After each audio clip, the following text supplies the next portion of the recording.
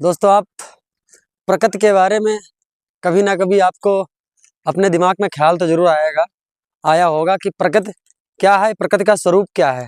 और उसके उत्तर में आप बहुत सारे उदाहरण भी अपने आप में पेश किए होंगे, जैसे कि पेड़-पौधे, नदियाँ, झरना, पहाड़ और बहुत सारे प्राकृतिक संसाधन, जो आप कहेंगे कि हाँ, ये सब प्रकृति है।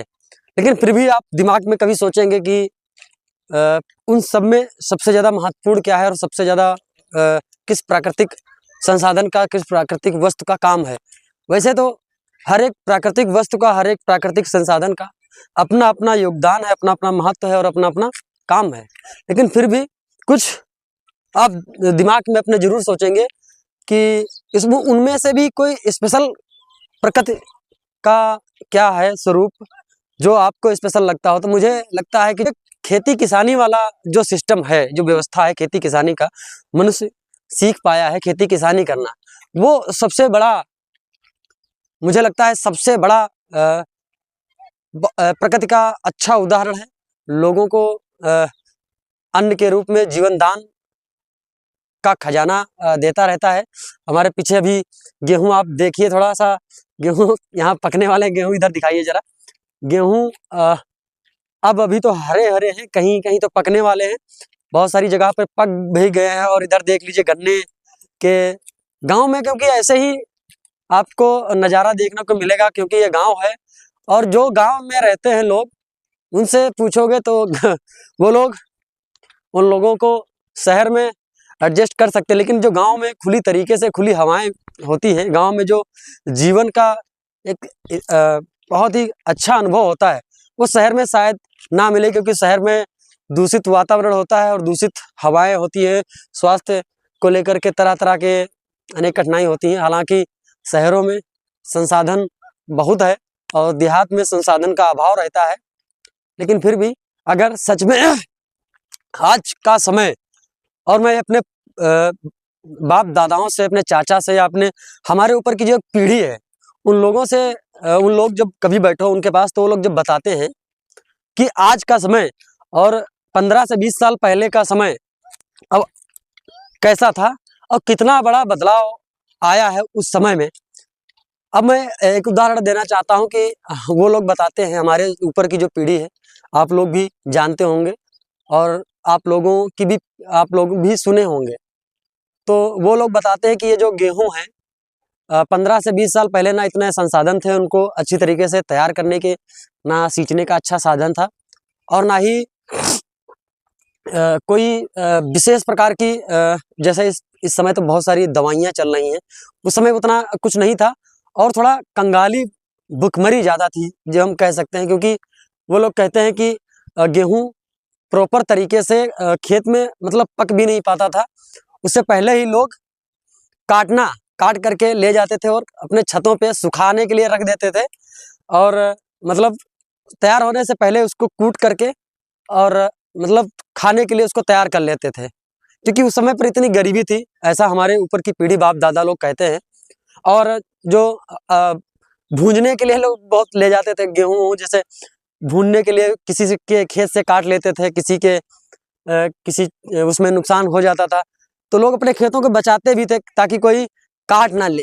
लेकिन आज का समय अगर हम लोग देखते हैं, और जो हमारे ऊपर की पीढ़ी जो बताती है, उसमें बहुत बड़ा डिफरेंस है, बहुत बड़ी बदलाव आपको दिखेगा। तो दोस्तों, बहुत ही ये जो उस समय का, जो उन लोगों की बातें हैं, सोचो तो आज के समय में बहुत बड़ा बदलाव दिखता है खेती किसानी में, और किसान सक्सेसफुल हुए हैं कहीं ना कहीं, मुझे लगता है। क्योंकि 10-15 साल पहले किसानों की जो स्थितियां थी, वो आज के समय में नहीं है। और उस समय पर जो लोग बहुत ज़्यादा गरीबी में जूझ रहे थे, उनको खाने पीने की भी बहुत सारी दिक्कतें थी। अनाज भी मतलब सही समय पर उन लोगों को किसी तरीके से मैनेज करते थे। लेकिन आज के समय में ये सारी चीज़ें किसी न किसी तरीके से हर कोई व्यक्ति मैनेज कर पा रहा है, और हर एक व्यक्ति कहीं ना कहीं सक्षम है इन सभी चीज़ों में, क्योंकि अच्छे से खेती किसानी लोग करते हैं। जिन लोगों के पास खेती है, गांव में भूमि जिसके पास है, वो सबसे बड़ी उसके पास अचल संपत्ति मानी जाती है। और अपने भारत में आपने सुना होगा, पढ़ा होगा या देखा भी होगा, कहीं ना कहीं सब कहीं देखते ही हैं, 70% लोग कृषि पर ही आधारित हैं। और कृषि हमारे देश का सबसे बड़ा माध्यम है लोगों के जीविका चलाने का, जो सबसे बड़ा उदाहरण आपको ग्रामीण क्षेत्रों में देखने को मिलेगा। क्योंकि हम लोग तो बहुत अच्छा लगता है, अभी इधर सरसों कटे हुए पड़े हैं सरसों की भी उपज बहुत बेहतरीन तरीके से होने लगी है।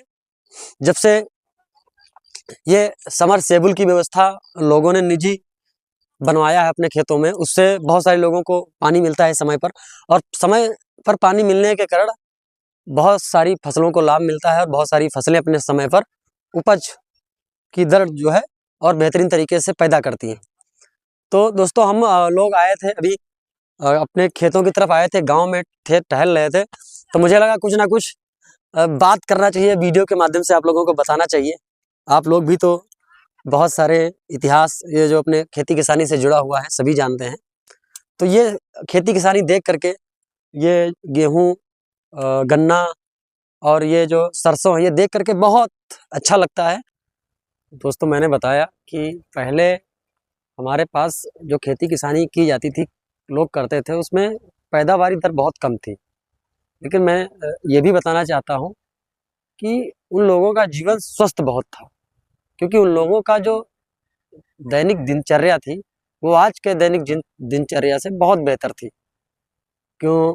उस समय पर ना तो किसी भी प्रकार के रासायनिक वस्तुओं का, रासायनिक पदार्थों का यूज होता था खेती किसानी में, और इसलिए वो लोग स्वस्थ थे। उन लोगों को किसी भी प्रकार के स्वास्थ्य की दिक्कतें ज़्यादा नहीं हुआ करती थी। आज के समय में लोगों को स्वास्थ्य की समस्याएं बहुत हैं। उसका एक सबसे प्रमुख कारण है कि रसायन युक्त पदार्थ का खाना हमारे जीवन में शामिल होना।